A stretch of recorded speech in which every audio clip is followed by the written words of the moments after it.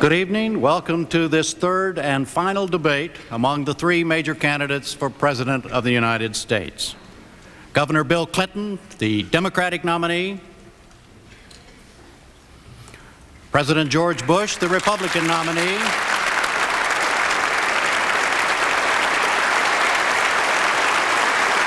and independent candidate Ross Perot.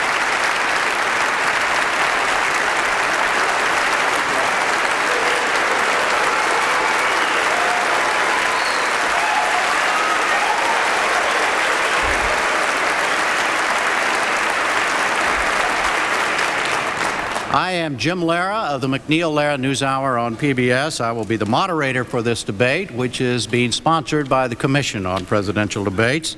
It will be 90 minutes long. It is happening before an audience on the campus of Michigan State University in East Lansing. The format was conceived by and agreed to by representatives of the Bush and Clinton campaigns, and it is somewhat different than those used in the earlier debates. I will ask questions for the first half under rules that permit follow-ups. A panel of three other journalists will ask questions in the second half under rules that do not. As always, each candidate will have 2 minutes, up to 2 minutes, to make a closing statement. The order of those, as well as that for the formal questioning, were all determined by a drawing. Gentlemen, again, welcome, and again, good evening. Yeah. It seems from what some of those voters said at your Richmond debate and from polling and other data that each of you, fairly or not, faces serious voter concerns about the underlying credibility and believability of what each of you says you would do as president in the next 4 years. Governor Clinton, in accordance with the draw, those concerns about you are first. You are promising to create jobs, reduce the deficit, reform the health care system, rebuild the infrastructure, guarantee college education for everyone who is qualified, among many other things, all with financial pain only for the very rich. Some people are having trouble apparently believing that is possible. Should they have that concern? No. There are many people who believe that the only way we can get this country turned around is to tax the middle class more and punish them more. But the truth is that middle class Americans are basically the only group of Americans who have been taxed more in the 1980s and during the last 12 years, even though their incomes have gone down. The wealthiest Americans have been taxed much less, even though their incomes have gone up. Middle class people will have their fair share of changing to do and many challenges to face, including the challenge of becoming constantly re-educated. But my plan is a departure from trickle-down economics, just cutting taxes on the wealthiest Americans and getting out of the way. It's also a departure from tax and spend economics, because you can't tax and divide an economy that isn't growing. I propose an American version of what works in other countries. I think we can do it better. Invest and grow. I believe we can increase investment and reduce the deficit at the same time if we not only ask the wealthiest Americans and foreign corporations to pay their fair share, we also provide over $100 billion in tax relief in terms of incentives for new plants, new small businesses, new technologies, new housing, and for middle-class families. And we have $140 billion of spending cuts. Invest and grow. Raise some more money. Spend the money on tax incentives to have growth in the private sector. Take the money from the defense cuts and reinvest it in new transportation and communications and environmental cleanup systems. This will work. On this, as on so many other issues, I have a fundamental difference from the present administration. I don't believe trickle-down economics will work. Unemployment is up. Most people are working harder for less money than they were making 10 years ago. I think we can do better if we have the courage to change. Mr. President, a response. You have 1 minute, just the ground rules here. Well, yeah, roughly 1 minute. We can okay. Loosen that up a little bit, but go ahead. He doesn't like trickle-down government, but I think he's talking about the Reagan-Bush years where we created 15 million jobs.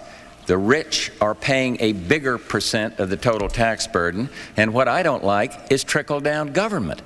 And therein, I think Governor Clinton keeps talking about trickle down, and he's still talking about spending more and taxing more. Government, he says, invest government, grow government. Government doesn't create jobs. If they do, they're make-work jobs. It's the private sector that creates jobs. And yes, we've got too many taxes on the American people, and we're spending too much. And that's why I want to get the deficit down by controlling the growth of mandatory spending. It won't be painless. I think Mr. Perot put his finger on something there. It won't be painless, but we've got to get the job done, but not by raising taxes.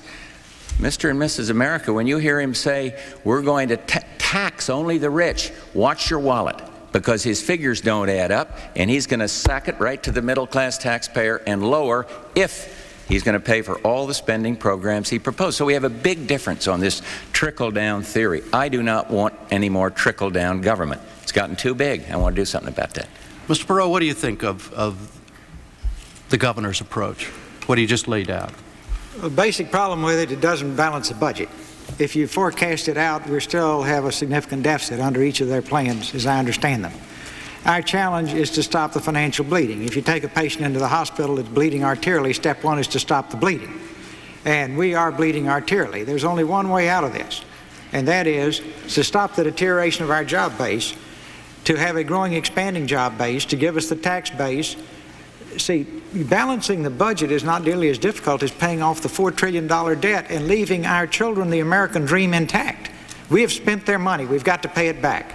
This is going to take fair, shared sacrifice. My plan balances the budget within 6 years. We didn't do it faster than that because we didn't want to disrupt the economy. We gave it off to a slow start and a fast finish to give the economy time to recover. But we faced it and we did it. And we believe it's fair, shared sacrifice. The one thing I have done is lay it squarely on the table in front of the American people. You've had a number of occasions to see in detail what the plan is, and at least you'll understand it. I think that's fundamental in our country, that you know what you're getting into. Governor, the word pain, one of the other leadership things that's put on you is that you don't speak of pain, that you speak of all things.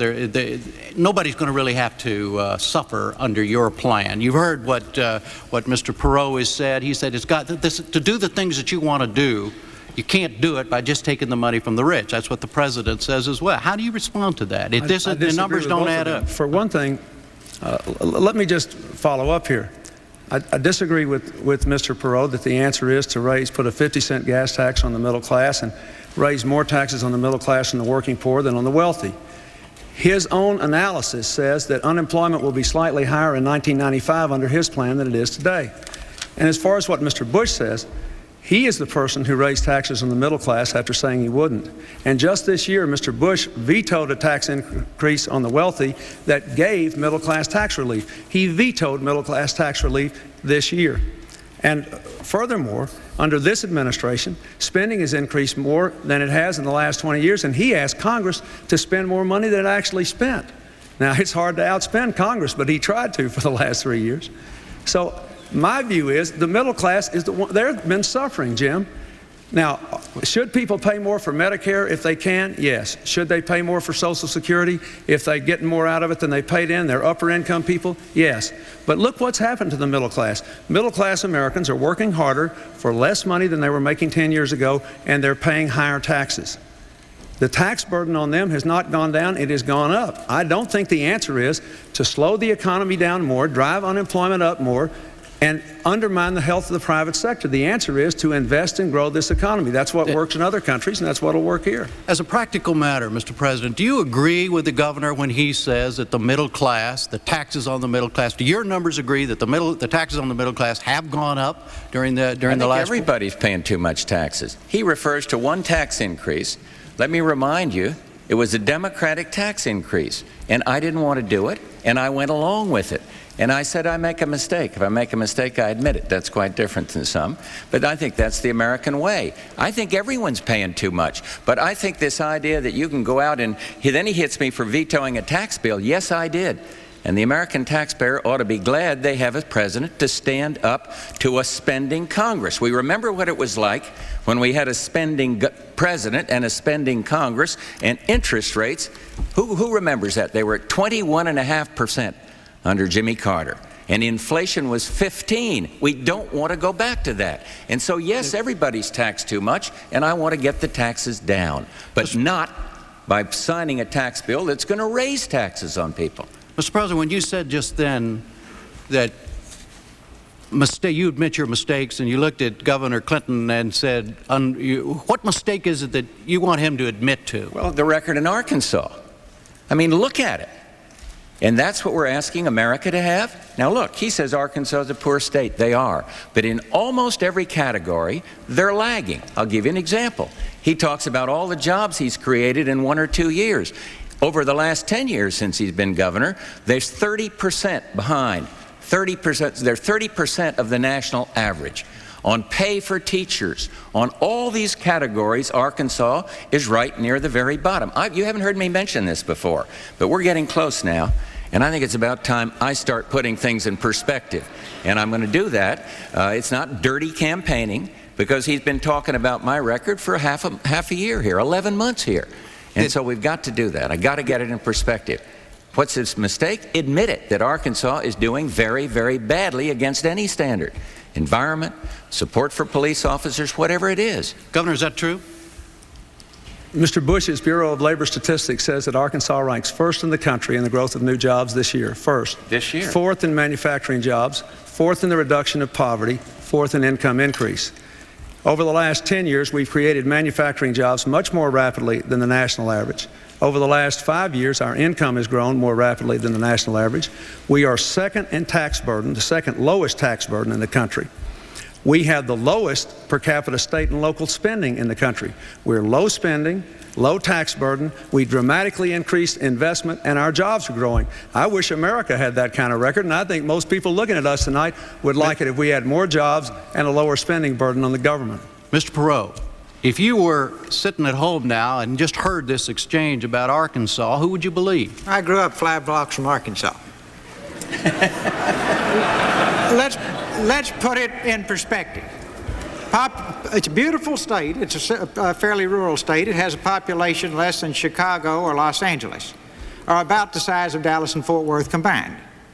So I think probably we're making a mistake night after night after night to cast the nation's future on a unit that small.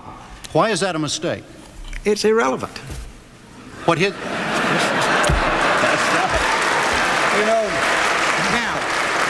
What he did as governor of Arkansas is irrelevant? No, but you can't. I could say, that I ran a small grocery store on the corner. Therefore, I extrapolate that into the fact that I could run Walmart. That's not true. Mr. Perot. Governor? I carefully picked an Arkansas company, you notice there, Governor. All right. Governor? Mr. Perot, with all respect, I think it is highly relevant. And I think that a $4 billion budget, the state and federal funds, is not all that small. And I think the fact that I took a state that was one of the poorest states in the country and had been for 153 years and tried my best to modernize its economy and to make the kind of changes that have generated support from people like the presidents of Apple Computer and Hewlett-Packard and some of the biggest companies in this country, 24 retired generals and admirals and hundreds of business executives, are highly relevant. And, I'm frankly amazed that since you grew up 5 blocks from there, you would think that what goes on in that state is irrelevant. I think it's been pretty impressive. It's not and the people who have jobs, and educations and opportunities that didn't have them 10 years ago don't think it's irrelevant at all. They think it's highly relevant, and they wish the rest of the country I don't have a dog in this fight, but I'd like to get in on you think it's relevant? Governor Clinton has to operate under a balanced budget amendment. He has to do it. That is the law. I'd like to see a balanced budget amendment for America to protect the American taxpayers. And then that would discipline not only the executive branch, but the spending Congress, the Congress that's been in control of one party, his party, for 38 years. And we almost had it done. And that institution, the House of Representatives, everyone's yelling, clean house. One of the reasons is we almost had it done, and the Speaker, very able, decent fellow, I might add, but he twisted the arms of some of the sponsors of that legislation and had them change their vote. What's relevant here is that tool, that discipline that he has to live by in Arkansas, and I'd like it for the American people. I want the line item veto. I want to check off So if the Congress can't do it, let people check off their income tax, 10% of it, to compel the government to cut spending. And if they can't do it, if the Congress can't do it, let them then have to do it across the board, what we call a sequester. That's the discipline we need, and I'm working for that, to protect the American taxpayer against the big spenders. Mr. President, let's move to some of the leadership concerns that have been voiced about you. And they relate to something you said in your closing statement in Richmond the other night about the President being the manager of crises. And that relates to an earlier criticism that you began to focus on the economy, on health care, on racial divisions in this country only after they became crises. Is that a fair criticism? Jim, I don't think that's a fair shot. I hear it echoed by political opponents, but I don't think it's fair. I think we've been fighting for day one to do something about the inner cities. I'm for enterprise zones. I have had it in every single proposal I've sent to the Congress. And now we hear a lot of talk, oh, well, we all want enterprise zones. And yet the House and the Senate can't send it down without loading it up with a lot of, these Christmas tree ornaments they put on the legislation. I don't think in racial harmony that I'm a laggard on that. I've been speaking out since day one. We've gotten the Americans for Disabilities Act, which I think is one of the foremost pieces of civil rights legislation. And yes, it took me to veto 2 civil rights quota bills because I don't believe in quotas.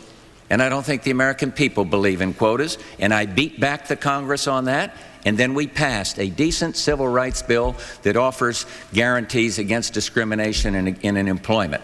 And that is good. I've spoken out over and over again against anti-Semitism and racism, and I think my record as a member of Congress speaks for itself on that. What was the other part of it? Well, it's just that you've spoken to it. I mean, but the idea, not so much in specifics, but that it has to be a crisis before it gets your attention. I don't think that's true at all. Mm-hmm. I don't think that's true, but let others fire away on it. Do you think that's true, Mr. Perot? I'd like to just talk about issues, and so... you don't think this is an issue? No, well, no, but the point is, that's a subjective thing. Well, see, the subjective thing is, when does President Bush react? And it would be very difficult for me to answer that in any short period of time. Well, then I'll phrase it differently then. He said the other night in his closing words in Richmond that one of the key things that he believes the American people should decide among the 3 of you is who they want in charge if this country gets to a crisis. Now, that's what he said, and the rap on the president is that it's only crisis time that he focuses on some of these things. Yeah. So my question to you, we're going to talk about you in a minute. No, my question to you... I thought you'd forgotten I was here. No. But my question to you is, if you don't have nothing to say about it, fine, I'll go to Governor Clinton, but... No, I will let the American people decide that. I would rather not critique the 2 candidates. All right. Governor, what do you think? The only thing I would say about that is, I think that on the economy, Mr. Bush said for a long time there was no recession, and then said it would be better to do nothing than to have a compromise effort with the Congress. He really didn't have a new economic program until over 1,300 days into his presidency, and not all of his health care initiative has been presented to the Congress even now. I think it's important to elect a president who is committed to getting this economy going again, and who realizes we have to abandon trickle-down economics and put the American people first again, and who will send programs to the Congress in the first 100 days to deal with the critical issues that America is crying out for leadership on: jobs, incomes, the health care crisis. The need to control the economy. Those things deserve to be dealt with from day one. I will deal with them from day one. They will be my first priority, not my election year concern. Mr. President? Well, I think you're overlooking that we have had major accomplishments in the first term. But if you're talking about protecting the taxpayer against his friends in the United States Congress, go back to what it was like when you had a Democratic president and a Democratic Congress. You don't have to go back to Herbert Hoover. Go back to Jimmy Carter. And interest rates were 21%, inflation was 15%. The misery index, unemployment and inflation added together, that was invented by the Democrats, went right through the roof. We've cut it in half. And all you hear about is how bad things are. You know, remember the question, are you better off? Well, is a home buyer better off? He can refinance the home because interest rates are down. Is a senior citizen better off because the inflation is not wiping out their family's savings? I think they are. Is the guy out of work better off? Of course he's not. But he's not going to be better off if we grow the government. If we invest, as Governor Clinton says, invest in more government. You got to free up the private sector. You got to let small business have more incentives. For 3 months, 3 quarters I've been fighting, 3 quarters been fighting to get the Congress to pass some incentives for small business. Capital gains, investment tax allowance, credit for first-time home buyers. And it's blocked by the Congress, and then if a little of it comes my way, they load it up with Christmas trees and tax increases. And I have to stand up and favor the taxpayer. I have to we have to talk about Ross Perot now, or you'll get me, I'm sure. Mr. Perot, on this issue that I have raised at the very beginning, we've been talking about, which is leadership as President of the United States, the concerns, my reading of at least, my concerns about you as expressed by folks in the polls and other places, it goes like this. You had a problem with General Motors. You took your $750 million and you left. You had a problem in the spring and summer about some personal hits that you took as a potential candidate for President of the United States, and you walked out. Does that say anything relevant to how you would function as President of the United States? I think the General Motors thing is very relevant. I did everything I could to get General Motors to face its problems in the mid-'80s while it was still financially strong. They just wouldn't do it. And everybody now knows the terrible price they're paying by waiting until it's obvious to the brain dead that they have problems. Now, hundreds, thousands of good, decent people, whole cities up here in this state are adversely impacted because they would not move in a timely way. Our government is at that point now. The thing that I am in this race for is to tap the American people on the shoulder and to say to every single one of you, fix it while we're still relatively strong. If you have a heart problem, you don't wait till a heart attack to address it. So the General Motors experience is relevant. And at the point when I could not get them now to address those problems, I had created so much stress in the board, who wanted to just keep the Lawrence Welk music going, that they asked to buy my remaining shares. I sold them my remaining shares. They went their way, I went my way, because it was obvious we had a complete disagreement about what should be done with the company. But let's take my life in perspective. Again and again on complex, difficult tasks, I have stayed the course. When I was asked by our government to do the POW project, within a year, the Vietnamese had sent people into Canada to make arrangements to have me and my family killed. And I had 5 small children, and my family and I decided we would stay the course, and we lived with that problem for 3 years. Then I got into the Texans War on Drug program, and big-time drug dealers got all upset. Then when I had 2 people imprisoned in Iran, I could have left them there. I could have rationalized it. We went over, we got them out, we brought them back home. And since then, for years, I have lived with the burden of the Middle East, where it's eye for an eye and tooth for a tooth country, in terms of their unhappiness with the fact that I was successful in that effort. Again and again and again, in the middle of the night, 2 or 3 o'clock in the morning, my government has called me to take extraordinary steps for Americans in distress. And again and again and again, I have responded. And I didn't wilt and I didn't quit. Now, what happened in July? We've covered again and again and again. But I think in terms of the American people's concern about my commitment, I'm here tonight, folks. I never quit supporting you as you put me on the ballot in the other 26 states. And when you asked me to come back in, I came back in. And talk about not quitting. I'm spending my money on this campaign. The 2 parties are spending your money, taxpayer money. I've put my wallet on the table for you and your children. Over $60 million at least will go into this campaign to leave the American dream to you and your children, to get this country straightened out, because if anybody owes it to you, I do. I've lived the American dream. I'd like for your children to be able to live it too.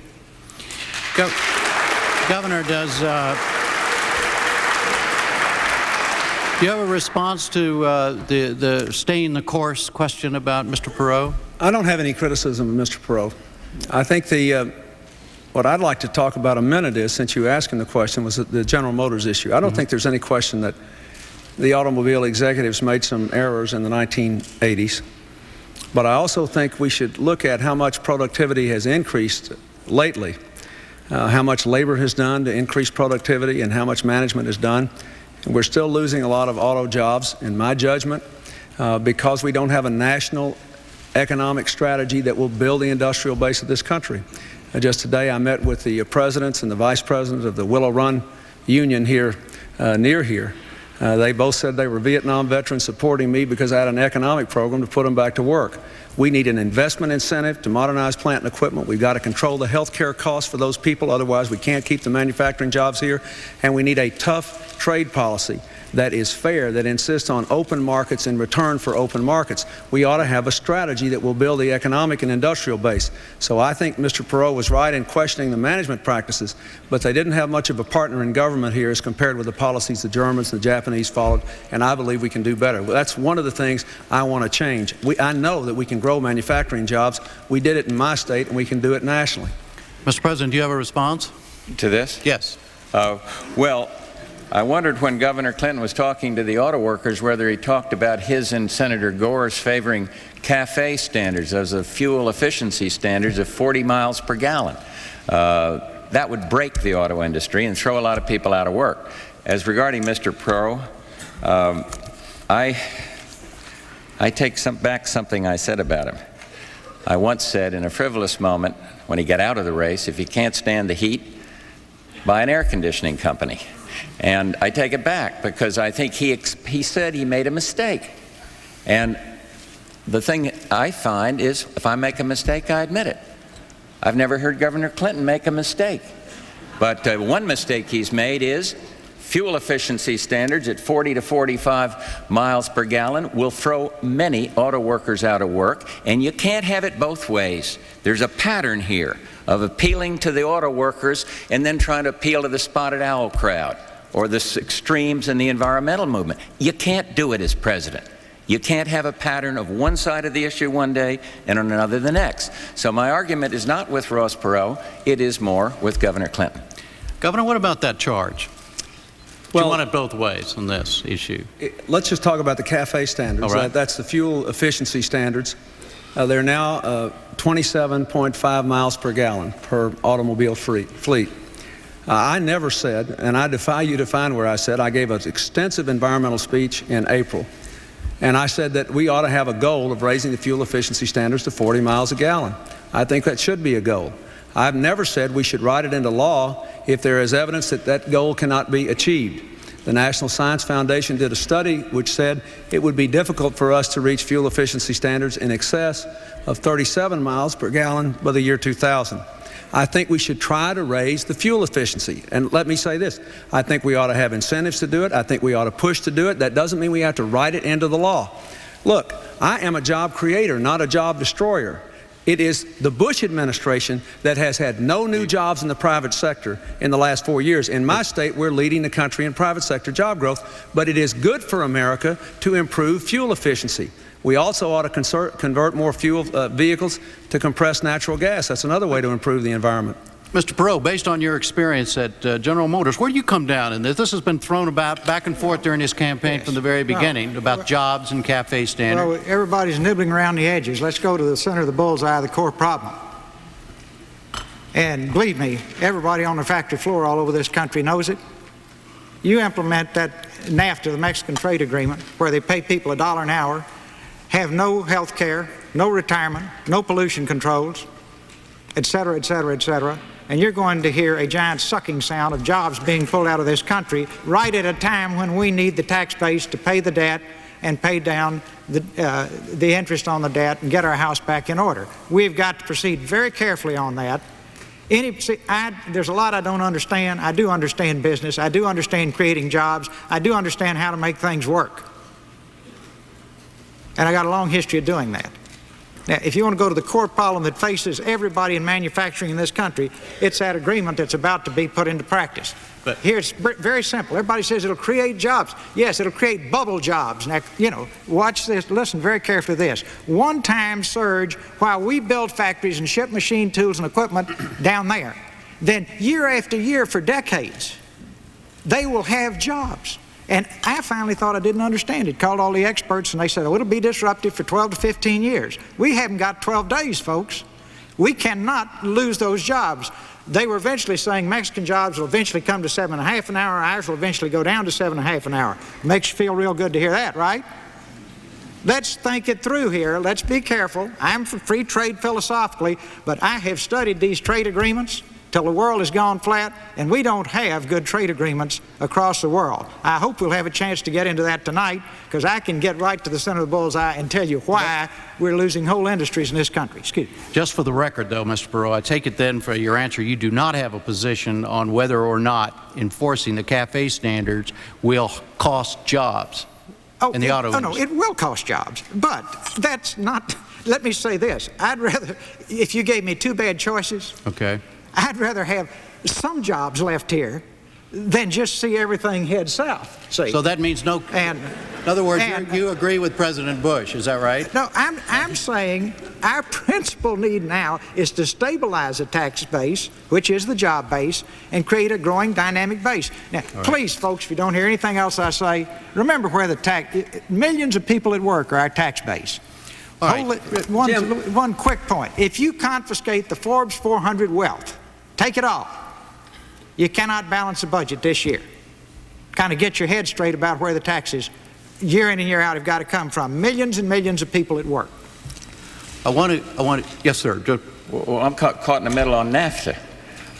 Ross says, with great conviction, he opposes the North American Free Trade Agreement. I am for the North American Free Trade Agreement.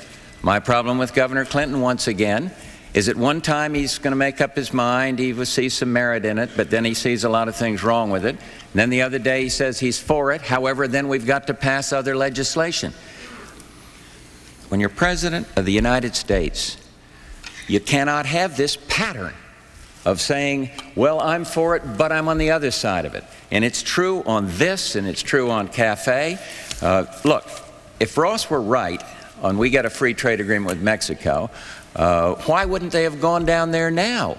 You have a differential in wages right now. I just have an honest philosophical difference. I think free trade is going to expand our job opportunity. I think it is exports that have saved us when we're in a global slowdown, a connected global slowdown, a recession in some countries, and it's free trade, fair trade that needs to be our hallmark, and we need more free trade agreements, not fewer. Governor, a quick answer on trade, and I want to go on to something else. Well, I'd like to respond to that. You know, sure. Mr. Bush was very grateful when I was among the Democrats who said he ought to have the authority to negotiate an agreement with Mexico. Neither I nor anybody else, as far as I know, agreed to give him our proxy to say that whatever he did was fine for the workers of this country and for the interests of this country. I am the one who's in the middle on this. Mr. Perot says it's a bad deal. Mr. Bush says it's a hunky-dory deal.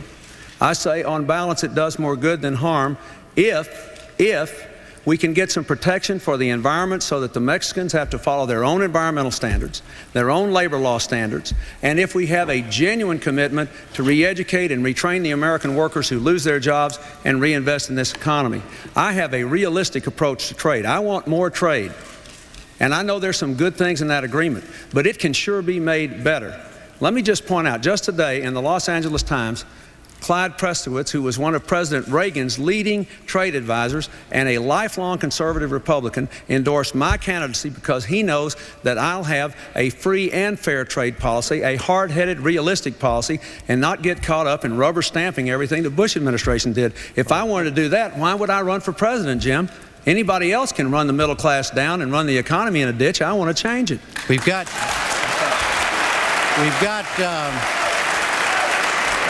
about four. I think he made my case. On the one hand, it's a good deal, but on the other hand, I'd make it better. You can't do that as president. You can't do it on the war. where he says, well, I was with the minority, but I guess I would have voted with the majority. This is my point tonight. We're talking about 2 weeks from now, you got to decide who's going to be president.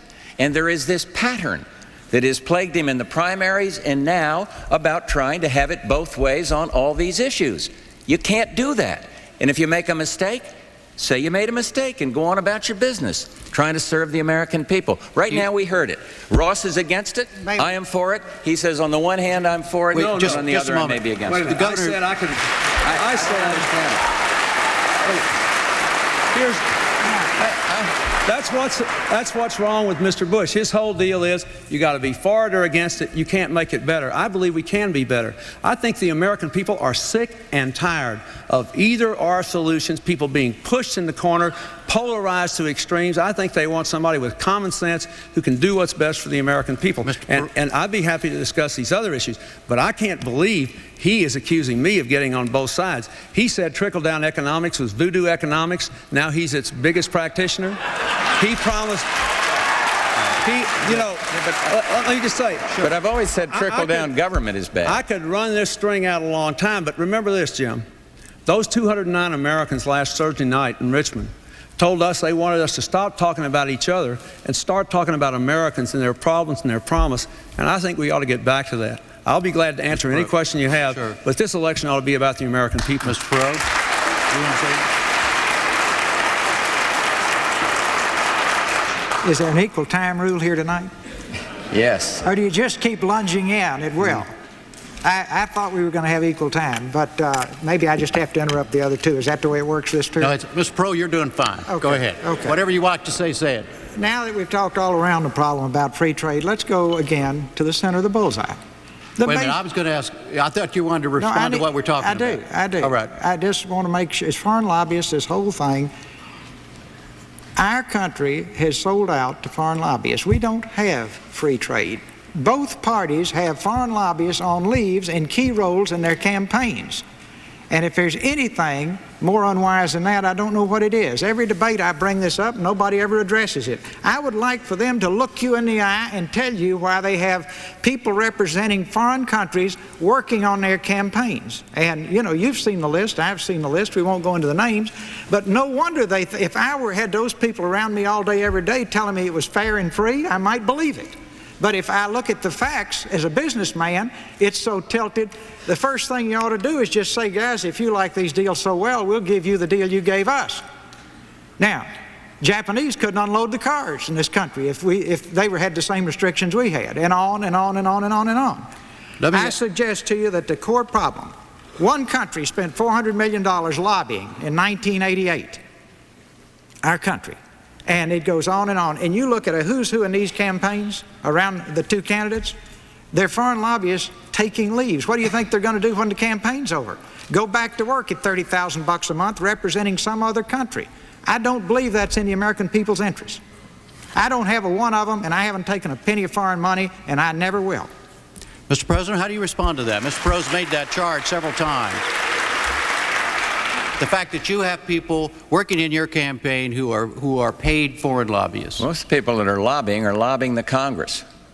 And I don't think there's anything wrong with an honest person who happens to represent an interest of another country for making his case. That's the American way. And what you're assuming is that makes the recipient of the lobbying corrupt or the lobbyist himself corrupt. I don't agree with that. But if I found somebody that had a conflict of interest that would try to illegally do something as a foreign registered lobby, the laws cover this. I don't know why, I've never understood quite why Mr. Perot was so upset about it, because one of the guys he used to have working for him, I believe, had foreign accounts. Could be wrong, but I think so. And as soon as I found it out, he went out the door, too. Yeah. Well, but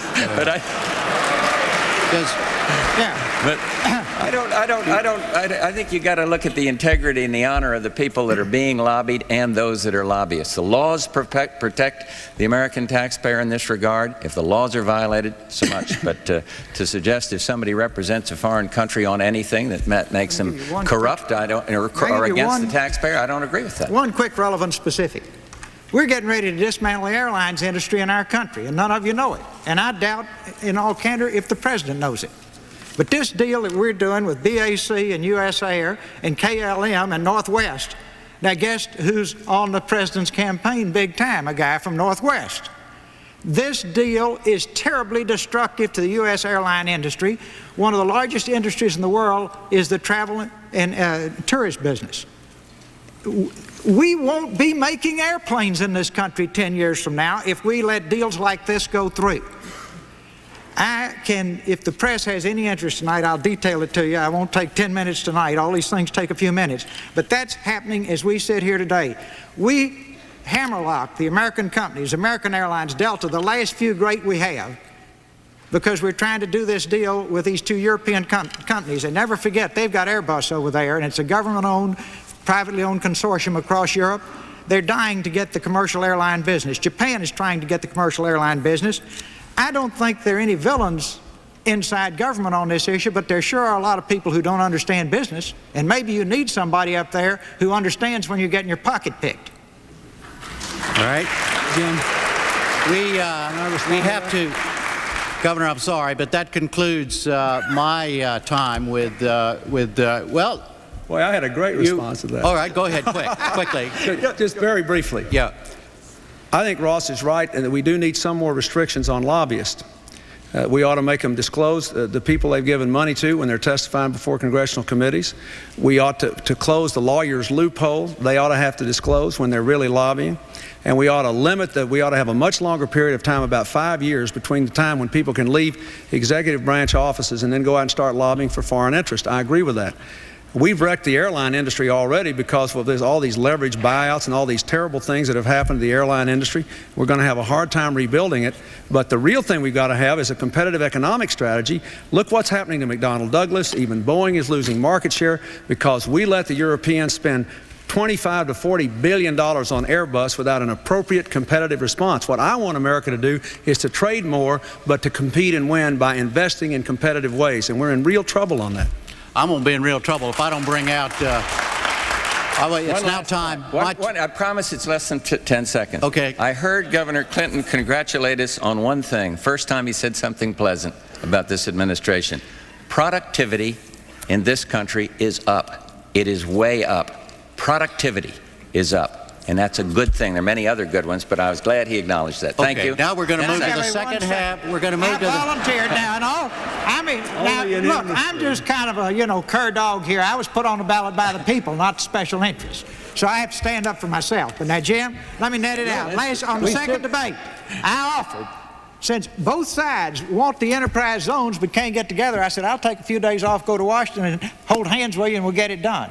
I'll take a few days off, hold hands with you, and get this airline thing straightened out, because that's important to this country.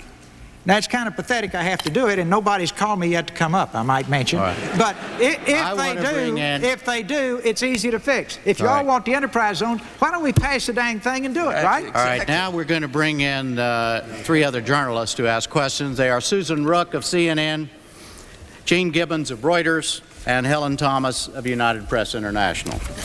You thought you'd never get in here, did you? Right. Good evening, gentlemen. Good evening, gentlemen.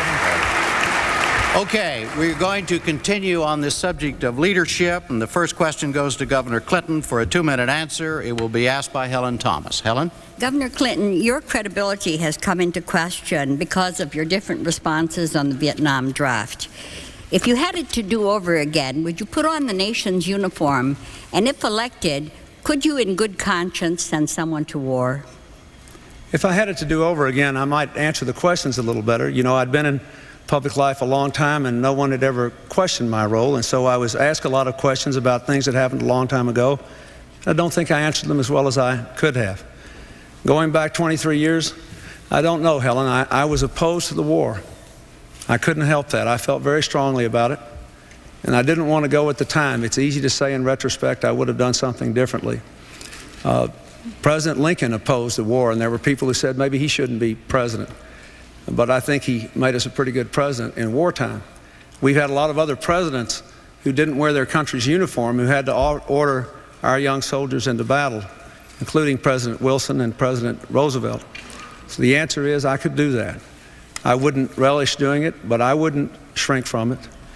I think that the President has to be prepared to use the power of the nation when our vital interests are threatened, when our treaty commitments are at stake, when we know that something has to be done that is in the national interest, and that is a part of being President. Could I do it? Yes, I could. All right, a reminder now, we're back on the St. Louis rules, which means that the governor had his answer, and then each of you will have 1 minute to respond. Mr. President. Well, I've expressed my heartfelt difference with Governor Clinton on organizing demonstrations while in a foreign land against your country when young ghetto kids have been drafted and are dying. My argument with him on the question was about the draft is that there's this same pattern. In New Hampshire, Senator Kerry said you ought to level, you ought to tell the truth about it. On April 17th, he said he'd bring out all the records on the draft. They have not been forthcoming. He got a deferment or he didn't. He got a notice or he didn't. And I think it's this pattern that troubles me more than the draft. A lot of decent, honorable people felt as he did on the draft. But it is this pattern.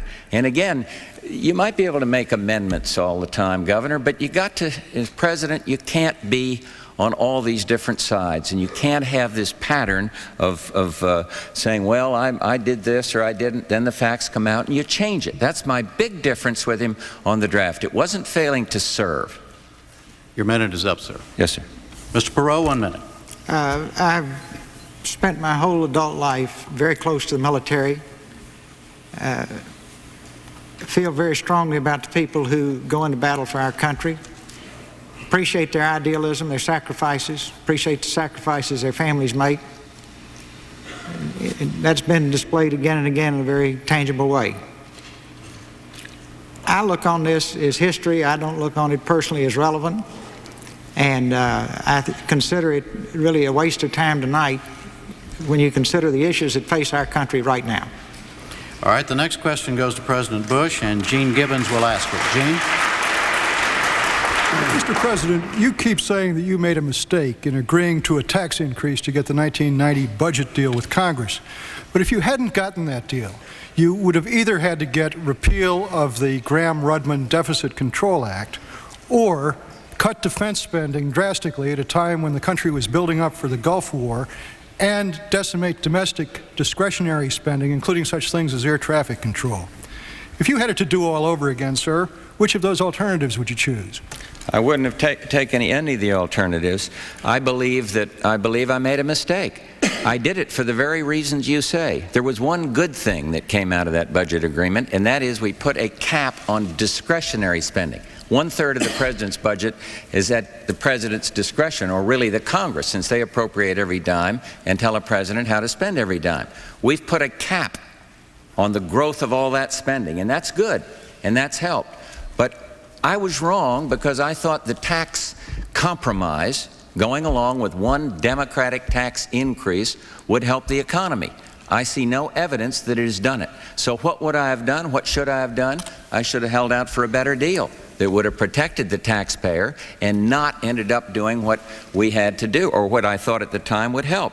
So I made a mistake, and you know, the difference I think is that I knew at the time I was going to take a lot of political flack. I knew we'd have somebody out there yelling, "Read my lips." And I did it because I thought it was right, and I made a mistake.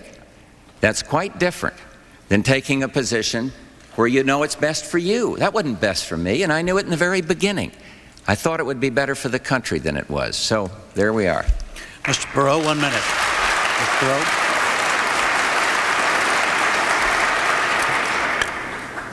The 101 in leadership is to be accountable for what you do. Let's go back to the Tax and Budget Summit briefly. Nobody ever told the American people that we increased spending $1.83 for every dollar of taxes raised. That's absolutely unconscionable. Both parties carry a huge blame for that on their shoulders. This was not a way to pay down the deficit. This was a trick on the American people. That's not leadership. Let's go back in terms of accepting responsibility for your actions. If you create Saddam Hussein over a 10-year period using billions of dollars of U.S. taxpayer money, step up to the plate and say, it was a mistake.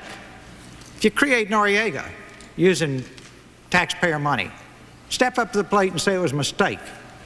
If you can't get your act together to pick him up one day when the Panamanian major has kidnapped him, and the Special Forces team is 400 yards away and it's a stroll across the park to get him, and if you can't get your act together, at least pick up the Panamanian major who they then killed, step up to the plate and admit it was a mistake. That's leadership, folks. Now, leaders will always make mistakes.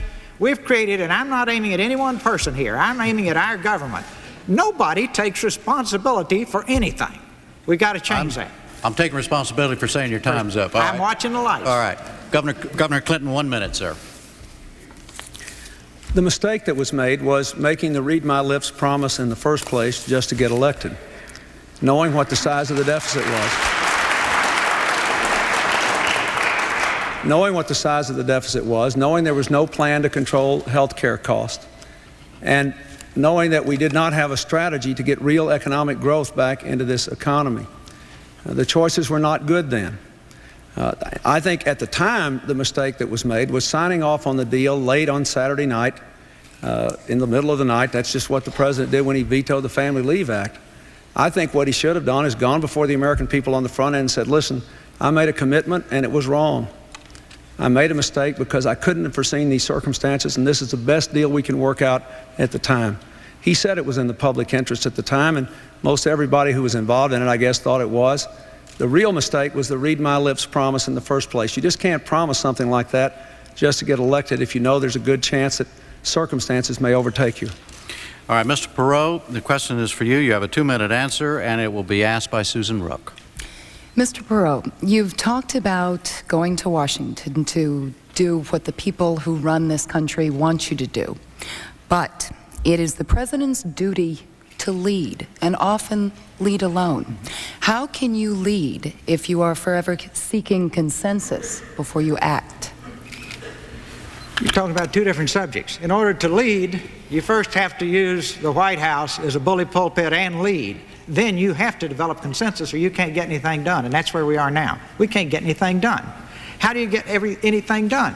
When you've got all of these political action committees, all of these thousands of registered lobbyists, 40,000 registered lobbyists, 23,000 special interest groups, and the list goes on and on and on, and the average citizen out here just working hard every day. You've got to go to the people. I just love the fact that everybody, particularly in the media, goes bonkers over the town hall. I guess it's because you will lose your right to tell them what to think. The point is, they'll get to decide what to think. Hey, you got something there. What you've been, I love the fact that people will listen to a guy with a bad accent and a poor presentation manner talking about flip charts for 30 minutes because they want the details. See, all the folks up there at the top said the attention span of the American people is no more than 5 minutes. They won't watch it. They're thirsty for it. You want to have a new program in this country. If you get grassroots America excited about it, and if they tap Congress on the shoulder and say, do it, Charlie, it'll happen.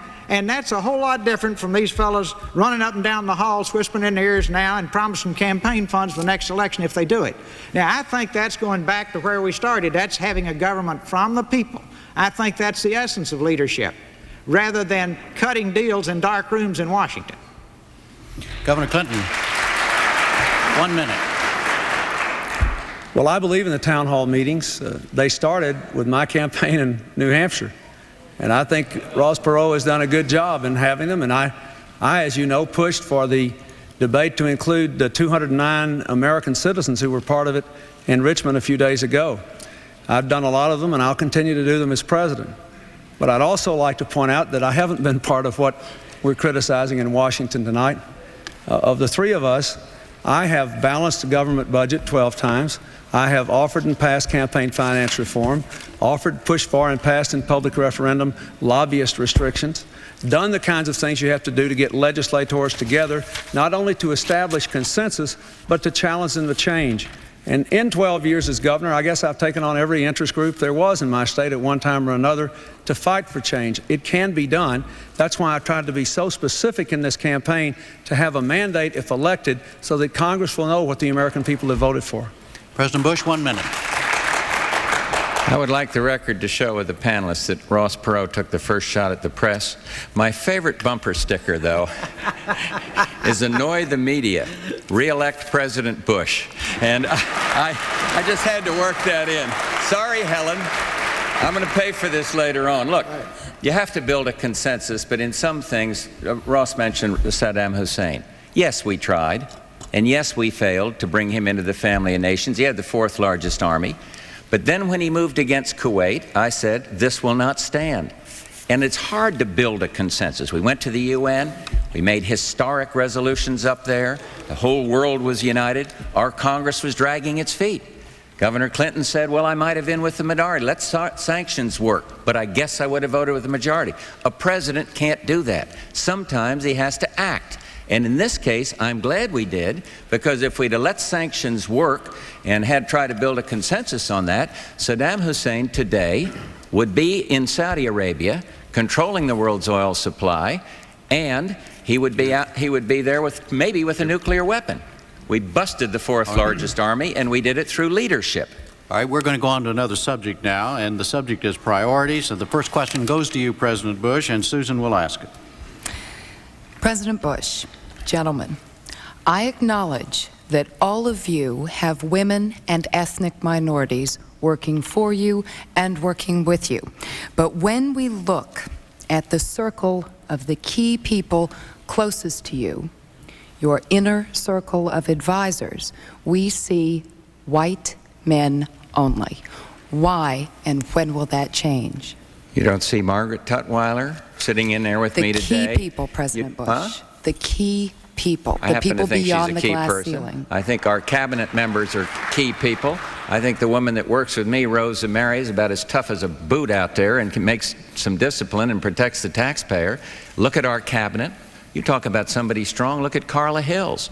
Look at Lynn Martin, who's fighting against this glass ceiling and doing a first-class job on it. Look at our Surgeon General, Dr. Novella. You can look all around and you'll see first-class strong women.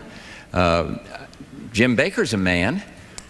Yeah, I agree. I plead guilty to that. But look around, look who's around with him there. I mean, this is a little defensive on your part, Susan, to be honest with you. We've got a very good record appointing women to high positions and positions of trust. And I'm not defensive at all about it. What we got to do is keep working, as the Labor Department is doing a first-class job on, to break down discrimination, to break down the glass ceiling. And I am not apologetic at all about our record with women. We've got, I think, you know, you think about women in government, I think about women in business. Why not try to help them with my small business program to build some incentives into the system? I think we're making a progress here. You got a lot of women running for office. As I said the other night, I hope a lot of them lose because they're liberal Democrats and we don't need more of them in the Senate or more of them in the House. But nevertheless, they're out there and we got some very good Republican women running. So we're making dramatic progress.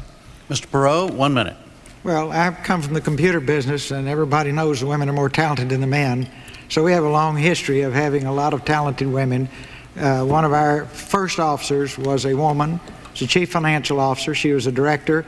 And it was so far back, it was considered so odd. And even though we were a tiny little company at the time, it made all the national magazines. But in terms of being influenced by women and being a minority, there they are right out there. My wife and my 4 beautiful daughters, and I just have one son. So he and I are surrounded by women not telling us what to do all the time. And the rest of my minute, I want to make a very brief comment here in terms of Saddam Hussein. We told him that we wouldn't get involved with this border dispute, and we've never revealed those papers that were given to Ambassador Glaspie on July the 25th. I suggest, in the sense of taking responsibility for your actions, we lay those papers on the table. They're not the secrets to the nuclear bomb.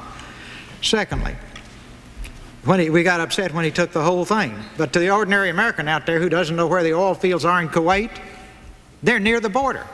We told him he could take the northern part of Kuwait, and when he took the whole thing, we went nuts. And if we didn't tell him that, why won't we even let the Senate Foreign Relations Committee and the Senate Intelligence Committee see the written instructions I've for got Ambassador to reply Glasper. on that. That gets to the national honor. We did not say to Saddam Hussein, Ross, you can take the northern part of Kuwait. That is absolutely absurd. Glaspie has testified, and Glaspie's papers have been presented to the United States Senate.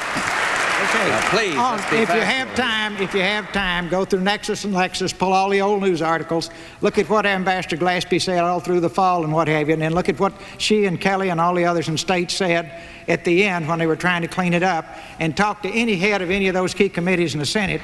They will not let them see the written instructions given to Ambassador Glaspie, and I suggest that in a free society owned by the people, the American people ought to know what we told Ambassador Glaspie to tell Saddam Hussein, because we spent a lot of money and risked lives and lost lives in that effort and did not accomplish most of our objectives. We got Kuwait back for the emir, but he's still got his nuclear, his chemical, his bacteriological, and he's still over there, right?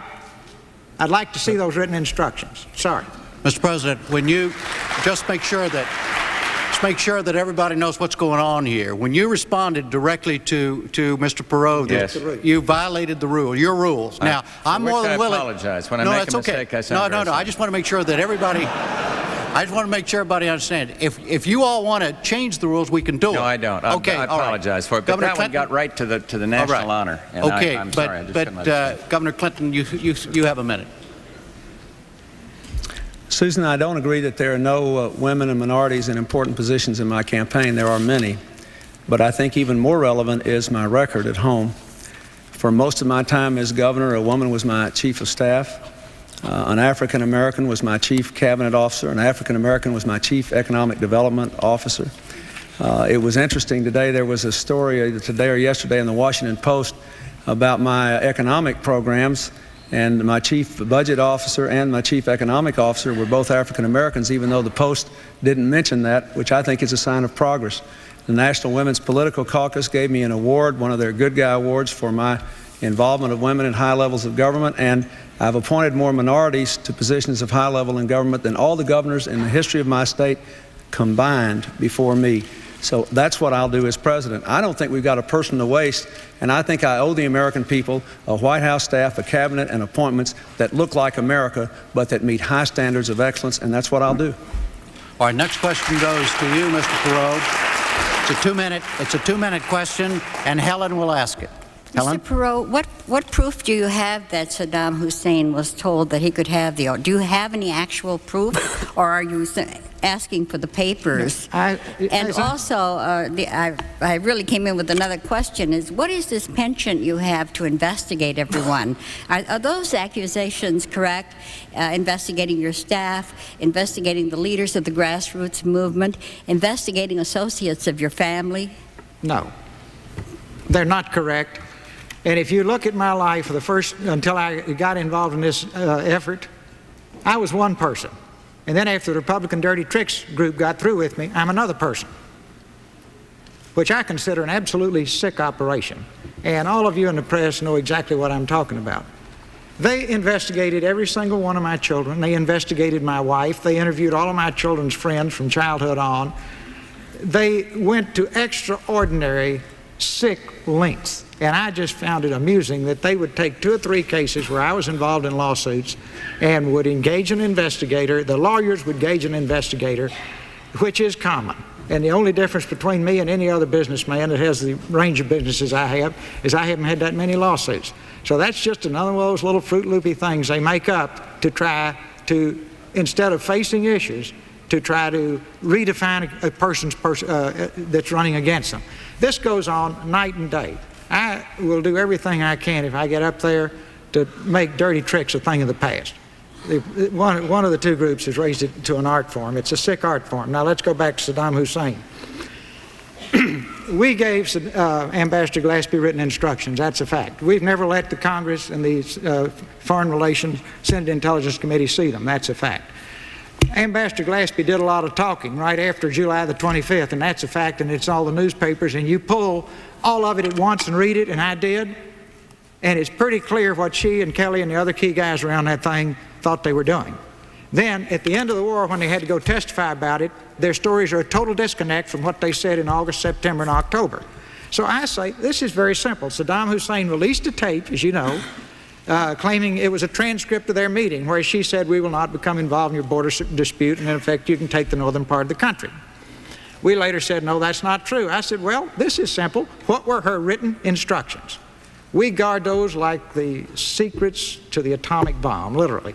Now I say, whose country is this? This is ours. Who will get hurt if we lay those papers on the table? The worst thing is, it's a mistake. Nobody did any of this with evil intent. I just object to the fact that we cover up and hide things, whether it's Iran-Contra, Iraq-Gate, or you name it. It's a steady stream. Governor Clinton, you have 1 minute. Let's take Mr. Bush for the moment at his word. He's right. We don't have any evidence, at least, that our government did tell Saddam Hussein he could have that part of Kuwait. And let's give him the credit he deserves for organizing Operation Desert Storm and Desert Shield. It was a remarkable event. But let's look at where I think the real mistake was made. In 1988, when the war between Iraq and Iran ended, we knew Saddam Hussein was a tyrant. We had dealt with him because he was against Iran. The enemy of my enemy maybe is my friend. All right, the war's over. We know he's dropping mustard gas on his own people. We know he's threatened to incinerate half of Israel. Several government departments, had information that he was converting our aid to military purposes and trying to develop weapons of mass destruction. But in late '89, the president signed a secret policy saying we were going to continue to try to improve relations with him. And we sent him some sort of communication on the eve of his invasion of Kuwait that we still wanted better relations. So I think what was wrong, I give credit where credit is due, but the responsibility was in coddling Saddam Hussein when there was no reason to do it and when people at high levels in our government knew he was trying to do things that were outrageous. Mr. President, you have a minute. I'm sorry. Well, it's awful easy when you're dealing with 90/90 hindsight. We did try to bring Saddam Hussein into the family of nations. He did have the 4th largest army.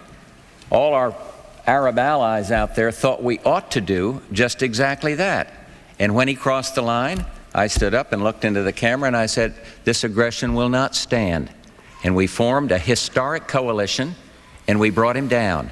And we destroyed the 4th army, largest army. And the battlefield was searched and there wasn't one single iota of evidence that any U.S. weapons were on that battlefield, and the nuclear capability has been searched by the United Nations, and there hasn't been one single scintilla of evidence that there's any U.S. technology involved in it. And what you're seeing on all this Iraq gate is a bunch of people who were wrong on the war, trying to cover their necks here and try to do a little revisionism. And I cannot let that stand because it isn't true.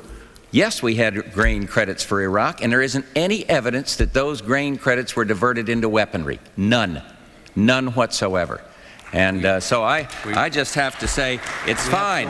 You can't say there, Governor Clinton, and say, well, I think I've supported the minority, let sanctions work, or wish that it'd go away, but I would have voted with the majority. Come on, that's not leadership.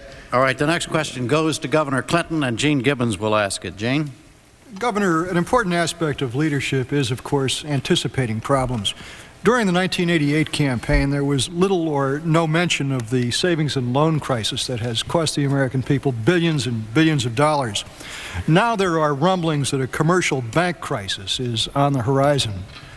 Is there such a problem, sir? If so, how bad is it, and what will it cost to clean it up?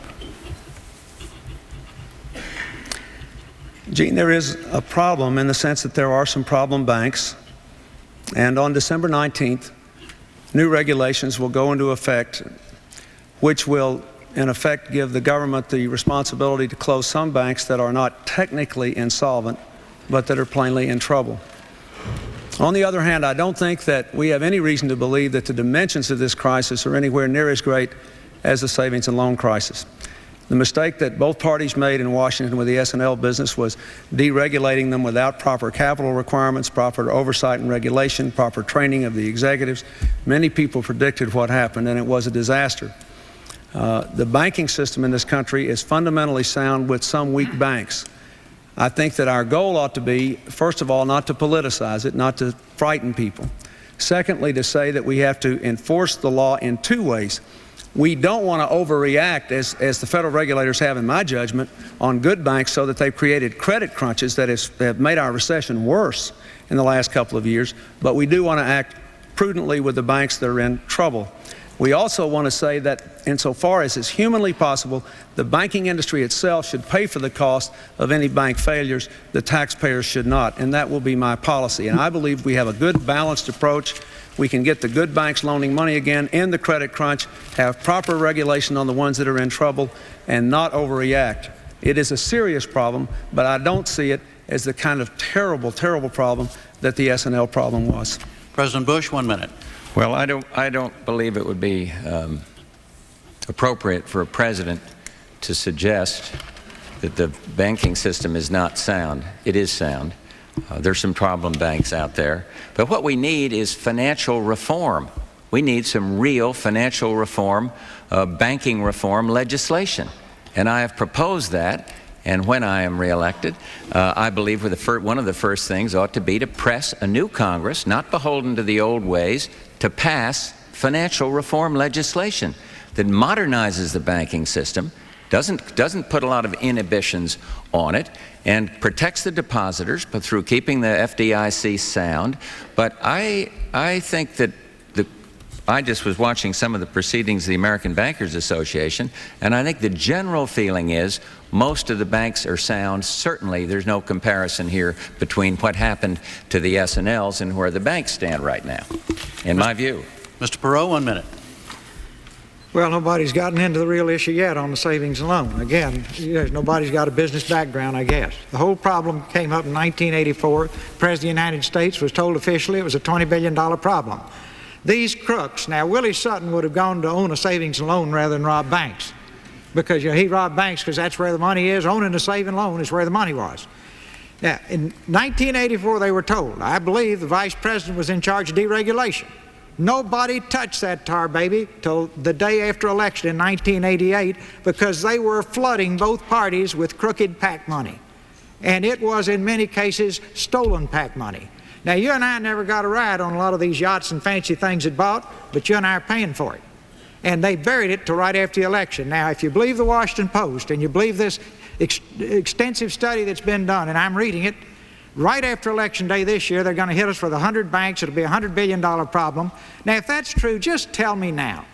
Yeah, I'm grown up. I can deal with it. I'll pay my share. But just tell me now. Don't bury it until after the election twice. I say that to both political parties. The people deserve that, since we have to pick up the tab. You got the PAC money, we'll pay the tab. Just tell us. All right, Mr. Perot, the next question, we're going into a new round here on a category just called differences, and the question goes to you, Mr. Perot, and Gene will ask. Gene? Mr. Perot, aside from the deficit, what government policy or policies do you really want to do something about? What really sticks in your craw about conditions in this country, beside the deficit, that you would want to fix as president? The debt and the deficit. Well, if you watched my television show the other night, you saw it. And if you watch it Thursday, Friday, Saturday this week, you'll get more. So, a shameless plug there, Mr. President. But, in a nutshell, we've got to reform our government or we won't get anything done. We have a government that doesn't work. All these specific examples I'm giving tonight, if you had a business like that, they'd be leading you away and boarding up the doors. We have a government that doesn't work. It's supposed to come from the people. It comes at the people. The people need to take their government back. You've got to reform Congress. They've got to be servants of the people again. You've got to reform the White House. We've got to turn this thing around. And it's a long list of specific items. And I've covered it again and again in print and on television. But very specifically, the key thing is to turn the government back to the people and take it away from the special interests and have people go to Washington to serve. Who can give themselves a 23% pay raise anywhere in the world except Congress? Who would have 1,200 airplanes worth $2 billion a year just to fly around in? I don't have a free reserve parking place at National Airport. Why should my servants? I don't have an indoor gymnasium and an indoor tennis court, an indoor every other thing they can think of. I don't have a place where I can go make free TV to send to my constituents to try to brainwash them to elect me the next time. And I'm paying for all that for those guys. I'm going to be running an ad pretty soon that shows they promised us they were going to hold the line on spending at Tax and Budget Summit. And I'm going to show how much they have increased this little stuff they do for themselves.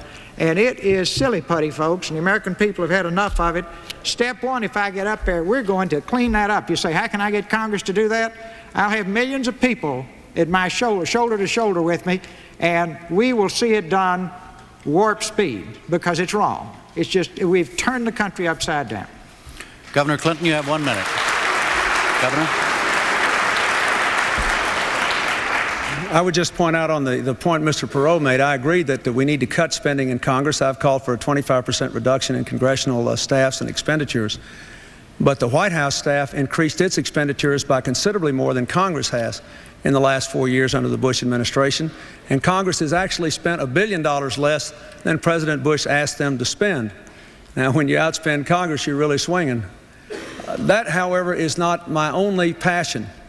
The real problem in this country is that most people are working hard and falling further behind. My passion is to pass a jobs program and get incomes up with an investment incentive program to grow jobs in the private sector, to waste less public money and invest more, to control health care costs and provide for affordable health care for all Americans, and to make sure we've got the best trained workforce in the world. That is my passion. We've got to get this country growing again and this economy strong again, or we can't bring down the deficit.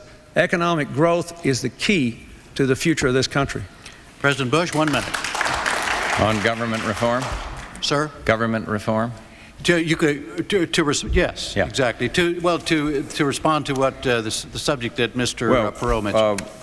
How about this for government reform policy? Reduce the White House staff by a third after or at the same time that Congress does the same thing for their staff. Term limits for members of the United States Congress. Give the government back to the people. Let's do it that way. The president has term limits. Let's limit some of these guys sitting out here tonight. Term limits. And then how about a balanced budget amendment to the Constitution? 43 more than that states have it, I believe. Let's try that. And you want to do something about all this extra spending that concerns Mr. Perot and me? Okay, how about a line item veto? 43 governors have that. And give it to the president. And if the Congress isn't big enough to do it, let the president have a shot at this excess spending. A line item veto, that means you can take a line and cut out some of the pork out of a meaningful bill. Governor Clinton keeps hitting me on vetoing legislation. Well, that's the only protection the taxpayer has against some of these reckless pork programs up there. And I'd rather be able to just line it right out of there and get on about passing some good stuff, but leave out the garbage. All right. Line item veto. There's a good reform program for you. All right. Next question goes to Governor Clinton. You have 2 minutes, Governor, and Susan will ask it. Governor Clinton, you said that you will raise taxes on the rich, people with incomes of $200,000 a year or higher. A lot of people are saying that you will have to go lower than that, much lower. Will you make a pledge tonight below which an income level that you will not go below? I'm looking for numbers, sir, not just a concept. My plan, you can read my plan. My plan says that we want to raise marginal incomes on family incomes above $200,000 from 31 to 36%. That we want to ask foreign corporations simply to pay the same percentage of taxes on their income that American corporations pay in America. That we want to use that money to provide over $100 billion in tax cuts for investment in new plant and equipment, for small business, for new technologies, and for middle-class tax relief. Now, I will tell you this, I will not raise taxes on the middle class to pay for these programs. If the money does not come in there to pay for these programs, we will cut other government spending or we will slow down the phase-in of the programs. I am not going to raise taxes on the middle class to pay for these programs. Now, furthermore, I am not going to tell you, read my lips on anything, because I cannot foresee what emergencies might develop in this country. And the president said never would he raise taxes in New Jersey. And within a day, Marlon Fitzwater, his spokesman, said, now that's not a promise. So I think even he has learned that you can't say read my lips because you can't know what emergencies might come up. But I can tell you this, I'm not going to raise taxes on middle-class Americans to pay for the programs I've recommended. Read my plan. And you know how you can trust me about that? Because, in the first debate, Mr. Bush made some news. He had just said Jim Baker was going to be Secretary of State, but in the first debate he said no, now he's going to be responsible for domestic economic policy. Well, I'll tell you, I'll make some news in the third debate. the person responsible for domestic economic policy in my administration will be Bill Clinton. I'm going to make those decisions, and I won't raise taxes on the middle class to pay for my program. President Bush, you have 1 minute. That's what worries me, that he's going to be responsible. And he's going to do, and he would do for the United States what he's done to Arkansas. He would do for the United States what he's done to Arkansas. We do not want to be the lowest of the low. We are not a nation in decline. We are a rising nation. Now, my problem is, I heard what he said. He said, I want to take it from the rich, raise $150 billion from the rich. To get $150 billion in new taxes, you got to go down to the guy that's making $36,600. And if you want to pay for the rest of his plan, all the other spending programs, you're going to sock it to the working man. So when you hear tax the rich, Mr. and Mrs. America, watch your wallet. Lock your wallet, because he's coming right after you, just like Jimmy Carter did, and just like you're going to end up with interest rates at 21%, and you're going to have inflation going through the roof. Yes, we're having tough times, but we do not need to go back to the failed policies of the past when you had a Democratic president and a spendthrift Democratic Congress. Jim, Mr. Perot. Jim, 1 minute. Wait. You permitted Mr. Bush to break the rules, he said, to defend the honor of the country. What about the honor of my state? We ranked first in the country in job growth. We got the lowest spending, state and local, in the country, and the second lowest tax burden. And the difference between Arkansas and the United States is that we're going in the right direction, and this country's going in the wrong direction, and I have to defend the honor of my state. We've got a wash. According to my calculations, we have a wash, and we go to Mr. Perot for 1 minute. In other words, the violation of the rule. That's what I meant, Mr. Perot. So I'm the only one that's untarnished at this point. All right, you're clear. You're clear. Go ahead, Bob. Go ahead. I'm sure I'll do it before it's over. Key thing here, see, we all come up with images. Images don't fix anything. I think, I'm starting to understand it. You stay around this long enough, you think about it, if you talk about it in Washington, you think you did it. If you've been on television about it, you think you did it. What we need is people to stop talking and start doing. Our real problem here is they both have plans that will not work. The Wall Street Journal said your numbers don't add up. And you take it out on charts, you look at all the studies that different groups have done, you go out 4, 5, 6 years, we're still drifting along with a huge deficit. So let's come back to harsh reality. And everybody says, gee, Perot, you're tough. I'm saying, well, this is not as tough as World War II, and it's not as tough as the Revolution. And it's fair shared sacrifice to do the right thing for our country and for our children. And it will be fun if we all work together to do it. All right. This is the last question, and it goes to President Bush for a 2-minute answer, and it will be asked by Helen. Mr. President, why have you dropped so dramatically in the leadership polls from the high 80s to the 40s? And you have said that you will do anything you have to do to get reelected. What can you do in 2 weeks to win reelection? Well, I think the answer to why the drop, has been the economy in the doldrums. Why I'll win is I think I have the best plan of the three of us up here to do something about it. Mine does not grow the government. It does not have government invest. It says we need to do better in terms of stimulating private business. We got a big philosophical difference here tonight between one who thinks the government can do all these things through tax and spend and one who thinks it ought to go the other way. And so I believe the answer is I'm going to win it because I'm getting into focus my agenda for America's renewal. And also I think that Governor Clinton's had pretty much of a free ride on looking at specifically at the Arkansas record. He keeps criticizing us, criticizing me. I'm the incumbent. Fine. But he's an incumbent.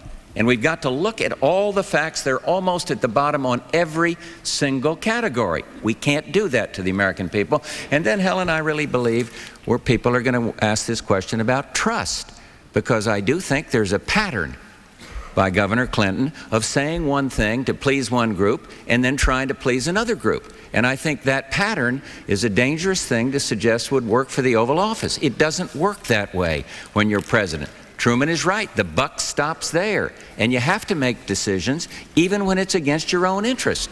And I've done that.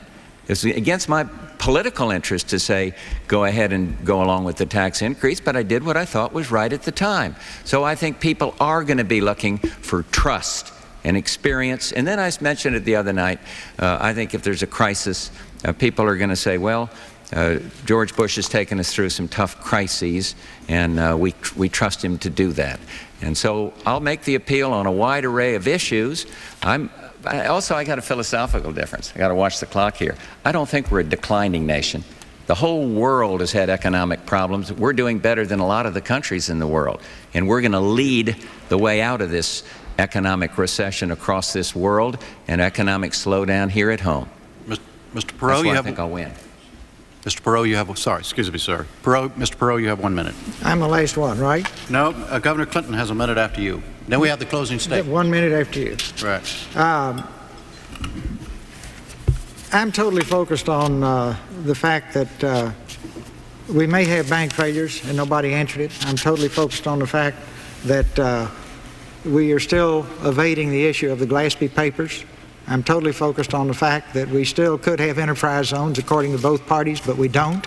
So I'm still focused on gridlock, I guess. And I'm also focused on the fact that isn't it a paradox that we have the highest productivity in our workforce in the industrialized world and at the same time have the largest trade deficit and at the same time rank behind 9 other nations in what we pay our most productive people in the world, and we're losing whole industries overseas. Now, can't somebody agree with me that the government is breaking businesses' legs with these trade agreements? They're breaking businesses' legs in a number of different ways. We have an adversarial relationship that's destroying jobs and sending them overseas while we have the finest workers in the world. Keep in mind, the factory worker has nothing to do with anything except putting it together on the factory floor. It's our obligation to make sure that we give him the finest products in the world to put together and we don't break his legs in the process. Governor Clinton, 1 minute. I really can't believe Mr. Bush is still trying to make trust an issue after read my lips and 15 million new jobs and embracing what he called voodoo economics and embracing an export enhancement program for farmers he threatened to veto and going all around the country giving out money in programs that he once opposed. But the main thing is, he still didn't get it from what he said the other night to that fine woman on our program, that the 209 people in Richmond, they don't want us talking about each other. They want us to talk about the problems of this country. I don't think he'll be reelected because trickle-down economics is a failure, and he's already offering more of it. And what he's saying about my program is just not true. Look at the Republicans that have endorsed me. High-tech executives in Northern California. Look at the 24 generals and admirals retired have endorsed me, including the deputy commander of Desert Storm. Look at Sarah Brady, Jim Brady's wife, President Reagan's press secretary, who endorsed me because he knuckled under to the NRA and wouldn't fight for the Brady bill. We've got a broad-based coalition that goes beyond party because I am going to change this country and make it better with the help of the American people. All right, now that was the final question and an answer, and we now go to the closing statements. Each candidate will have up to 2 minutes. The order was determined by a drawing. Governor Clinton, you are first. Governor? First, I'd like to thank the Commission and my opponents for participating in these debates and making them possible. I think the real winners of the debates were the American people. I was especially moved in Richmond a few days ago when 209 of our fellow citizens got to ask us questions. They went a long way toward reclaiming this election for the American people and taking their country back. I want to say, since this is the last time I'll be on a platform with my opponents, that even though I disagree with Mr. Perot on how fast we can reduce the deficit and how much we can increase taxes on the middle class, I really respect what he's done in this campaign to bring the issue of deficit reduction to our attention. I'd like to say to Mr. Bush, even though I've got profound differences with him, I do honor his service to our country. I appreciate his efforts, and I wish him well. I just believe it's time to change. I offer a new approach. It's not trickle-down economics. It's been tried for 12 years, and it's failed. More people are working harder for less, 100,000 people a month losing their health insurance, unemployment going up, our economy slowing down. We can do better. And it's not tax and spend economics. It's invest and grow, put our people first, control health care costs and provide basic health care to all Americans, have an education system second to none, and revitalize the private economy. That is my commitment to you. It is the kind of change that can open up a whole new world of opportunities to America as we enter the last decade of this century and move toward the 21st century. I want a country where people who work hard and play by the rules are rewarded, not punished. I want a country where people are coming together across the lines of race and region and income. I know we can do better. It won't take miracles and it won't happen overnight, but we can do much, much better if we have the courage to change. Thank you very much.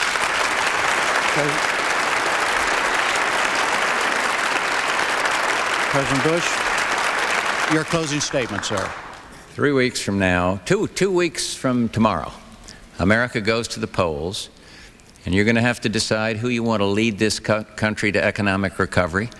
On jobs, that's the #1 priority, and I believe my program for stimulating investment, encouraging small business, brand new approach to education, strengthening the American family, and yes, creating more exports is the way to go. I don't believe in trickle-down government. I don't believe in larger taxes and larger government spending. On foreign affairs, some think it's irrelevant. I believe it's not. We're living in an interconnected world. The whole world is having economic difficulties. The U.S. is doing better than a lot. But we've got to do even better. And if a crisis comes up, I ask, who has the judgment and the experience and, yes, the character to make the right decision? And lastly, the other night on character, Governor Clinton said it's not the character of the president, but the character of the presidency. I couldn't disagree more. Horace Greeley said the only thing that endures is character.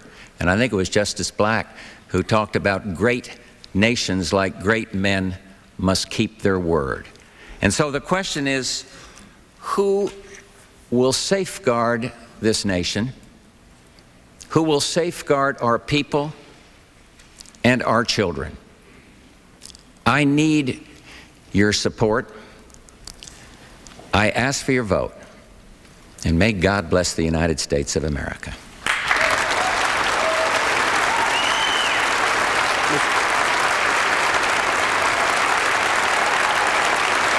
Mr. Perot? Mr. Perot, your closing statement. Mr. Perot, your closing statement, sir.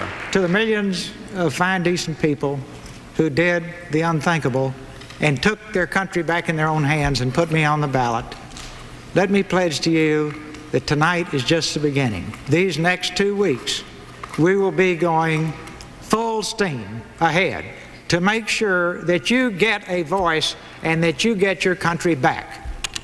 This Thursday night on ABC from 8:30 to 9, Friday night on NBC from 8 to 8:30, and Saturday night on CBS from 8 to 8:30, we'll be down in the trenches under the hood working on fixing the old car to get it back on the road. Now, question is, can we win? Absolutely we can win because it's your country. Question is who do you want in the White House? It's that simple. Now, you got to stop letting these people tell you who to vote for. You got to stop letting these folks in the press tell you you're throwing your vote away. You got to start using your own head.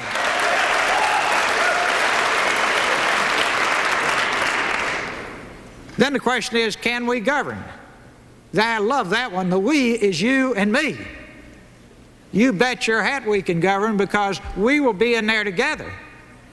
And we will figure out what to do, and you won't tolerate gridlock, you won't tolerate endless meandering and wandering around, and you won't tolerate non-performance. And believe me, anybody that knows me understands I have a very low tolerance for non-performance also. Together we can get anything done. The President mentioned that you need the right person in a crisis. Well, folks, we got one, and that crisis is a financial crisis. Pretty simply, who's the best qualified person up here on the stage to create jobs? Make your decision and vote on November the 3rd. I suggest you might consider somebody who's created jobs. Second, who's the best person to manage money? I suggest you pick a person who's successfully managed money. Who's the best person to get results and not talk? Look at the record, make your decision. And finally, who would you give your pension fund and your savings account to manage? And last one, who would you ask to be the trustee of your estate and take care of your children if something happened to you? Finally, to your students up there, God bless you. I'm doing this for you. I want you to have the American dream. And to the American people, I'm doing this because I love you. That's it. Thank you very much. All right, my thanks. Mr. Perot. Thank you, Mr. Perot. Thank you, Mr. President. Thank you, Governor Clinton, for being with us tonight and the previous debates. Thank you to the panel. The only thing that is left to be said is, from Michigan State University in East Lansing, I'm Jim Lara. Thank you and good night.